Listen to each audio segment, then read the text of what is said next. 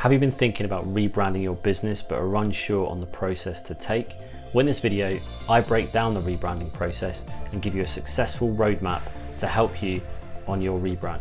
When it comes to rebranding your business, it should be strategic, considered, and follow a clear process to give you the best results. Follow this process to make sure your rebrand goes smoothly, and this is the exact process that we use with our clients at Elements Brand Management. Reflection and goals. So the first step in the rebranding process is to ask these two important questions. Why are we rebranding, and what is the goal of the rebrand? These two questions are crucial, as the first one works out the extent of the rebrand that you're going to need. And we actually have a previous video on this, and it should pop up somewhere on top of the screen, which gives you the different types of rebrand, because not all rebrands are created equal. And the second question determines the focus of this project. So what are you hoping to achieve with the rebrand? For example, if you wanted to mark a change, as Kia did recently in their business strategy and reposition their brand, whilst maintaining heritage of the brand, but moving into the future, a complete overhaul rebrand wouldn't be the best choice. Now they've gone for an evolutionary rebrand, so they've moved the brand forwards, the visual identity's changed, the strategy's changed, they've slightly repositioned the brand, but they've maintained the heritage of that brand. But they had to ask the questions first of all, why are we rebranding, and what is the goal of this rebrand? And the goal of the rebrand was to educate their audience on this new strategy they're rolling out, and educate them on the new position that Kia wants to take in the market. Two more questions that are really good to ask at this stage are, why now? So if you ask that question, you want to find out whether this is the right time to rebrand, and asking why now will give you a definitive answer, and generally it's the answer of why you're rebranding in the first place, which we talked about earlier. The second question is, what collateral do we need to produce? So at the end of this process, if you go through the rebranding process, what collateral is going to need to change? So are we talking about vehicle livery? Are we talking about signage? Are we talking about obviously logo, websites, mobile apps, content, letterheads, business cards, packaging, products, anything you can think of that has your identity on it, your previous identity? What's going to need to change after this rebranding process? Now is a good stage to take stock or an inventory of all the collateral that you think you're going to need to change, or that you know you're going to need to change at the end of this rebranding process, and make a list of that and keep it somewhere for later on. Discovery and research. Now this is the most important part of the rebranding process. The discovery and research. You do not want to take this step lightly.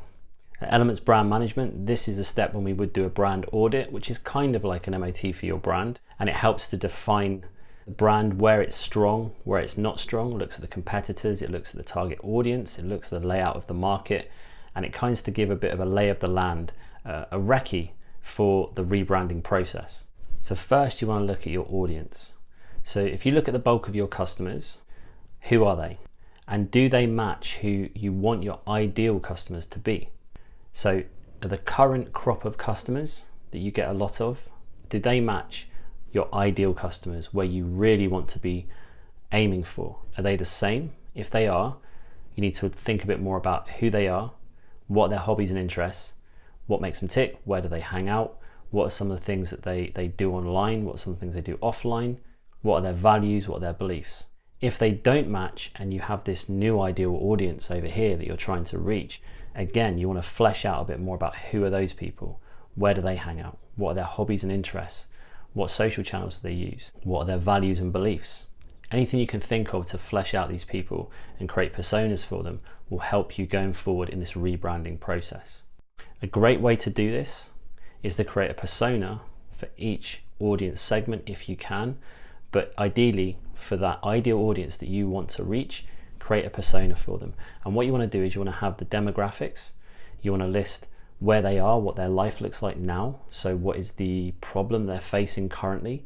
What is the solution? How does your brand, product or service, how do you help them? What is the solution you give? And how can you exceed that solution? How can you make that experience, that brand experience, more memorable for them? If you can fill that out for your target audience, your ideal customer, this will give you a really good start to the rebranding process. Next, you want to review the competition and be brutally honest here. What do they do well? What do they not do well? And how are you different from them? You want to be looking at this now. So currently, how are you differently from them? But this is something that later on, when you start looking into differentiation, things will come up that happen in this stage when you're doing your research on your competition and the wider market that will come into your differentiation strategy. Then you want to look at your brand objectively. So you want to look at everything your brand has. So your visual identity, your messaging, your marketing, websites, social media, your business premises, your signage, everything that you can think of that you can review that your brand currently is embodied in. And you want to take a good look at that, and you want to make sure that you look at what is strong, what needs to stay, what is something that is part of that brand intrinsically. And depending on the level, the extent of the rebrand, you might be doing a complete overhaul, so nothing might be staying, but there might be some threads that you want to keep. So what is strong, what is something, the things you'd like to keep, and then also think about the things that are holding you back, what isn't quite right, what isn't professional enough, what doesn't match with the brand that you are, and make a list of those. Those are the things that part of this rebrand is going to address, solidify, take those out of the game so that you can be a stronger brand overall. So think about what is good about our brand and what needs improving. And even do this on a piece of paper and have 2 columns and have one side about what is good about the brand and what needs improving, and keep that to one side for this process. You should have a good idea now of who your audience is, your competition and wider market and industry, and also your brand, where you are and what you need to improve. Strategy. So this takes everything we've done so far and lays the crucial foundations of this rebrand. At this point in the rebranding process with our clients at Elements Brand Management, we take them through a brand strategy workshop. In this workshop, the goal is to define your core brand.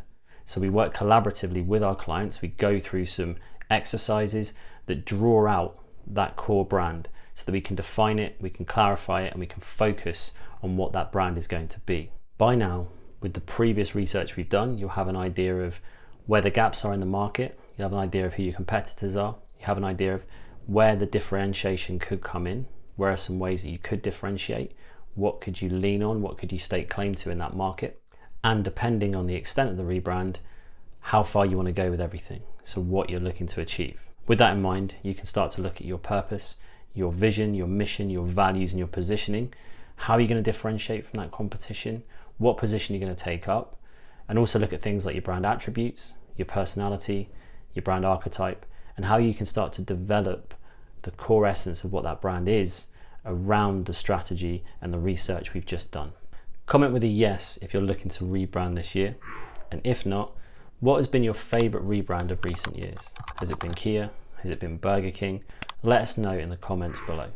Bringing the brand to life. So there's a crossover here from the strategy step to this step, and that crossover exists in building the brand personality. One of the important parts of our brand strategy workshops is identifying the brand archetype mix, and in doing so, you start to bring the brand to life. My go-to example of this and the brand personality and the archetype coming through is always Häagen-Dazs, Ben & Jerry's. So 2 brands in the ice cream sector, but using different archetypes and having different personalities stemming from those archetypes. So Häagen-Dazs is the lover, so there's a very sensual, intimate feel about Häagen-Dazs as a brand. And then you have Ben & Jerry's, another ice cream brand, which uses the jester archetype. So you have humor, you have a whimsical way about it, you have fun, friendliness, it's childlike.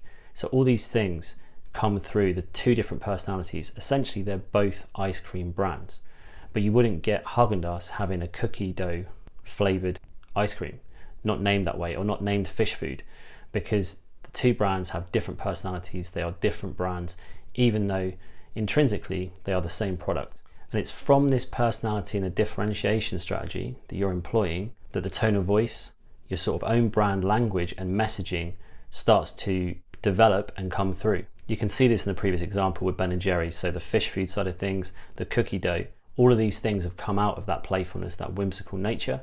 They wouldn't have had that if they hadn't have developed, defined and clarified their brand archetype, their personality and their tone of voice. Finally, after all this work, the thing that most people consider when they think of a rebrand, we're on to the visual identity. So why does this come at this point in the rebranding process? So the reason you wait until this point is because by now you'll have a better understanding of your audience, the competitors, the market, how you want to differentiate, what your personality is, how your brand is internally, and therefore you'll have some really good indicators and ideas of how that visual identity needs to be, or how you can start putting things in place that is going to fit in with that internal brand. Your visual identity wants to be simple, it wants to be distinctive, appropriate, and memorable. So all these things are things that, if you remember that your visual identity is about being a marker for everything we've just done. So it is an anchor for your brand. It's a visual cue, a visual hook to remember your brand, to identify it compared to other brands. But it only works if you put in the time to develop the brand strategy and that internal brand, and you've done the research first in order to do that. So you want to work through this process in this order, and don't jump to the visual identity first just because it's the thing that everybody wants to do and move forward with. You need to have a strategy first approach.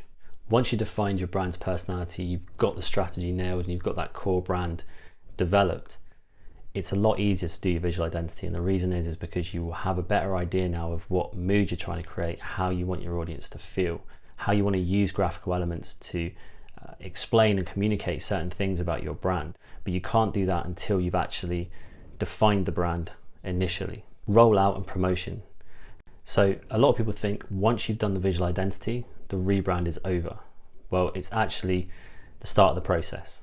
You've got this rebrand, now you need to get that across all of those list of touch points we wrote down earlier on. So all the brand collateral as part of your brand, it needs to be rolled out across that. And you also need to educate your audience. So you need to be communicating this rebrand to your audience in a consistent manner.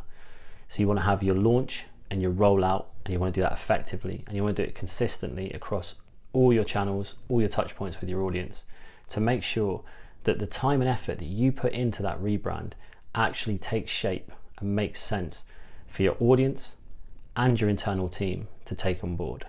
And remember, this isn't an overnight thing. This is something that you need to be consistent with, you need to have clarity, you need to have focus, and it will take time for that to be embedded and the new direction or the rebrand to take shape. Now you have a process for rebranding. If you need help with actually rebranding your business, defining your brand strategy, or just improving, developing and growing your brand, there is a link to a discovery call in the description below. If you book that, you'll speak to somebody at Elements Brand Management, and we'll help you to build shape and grow your brand. If you've enjoyed this video and you'd like to see more, please subscribe using the button below and hit the bell notification so that you're notified every time a new video drops. Videos come out weekly, and they're designed to help you unlock your brand's potential so you can stand out from the competition and create impact. Have a great week, catch up soon, and keep those brands unified.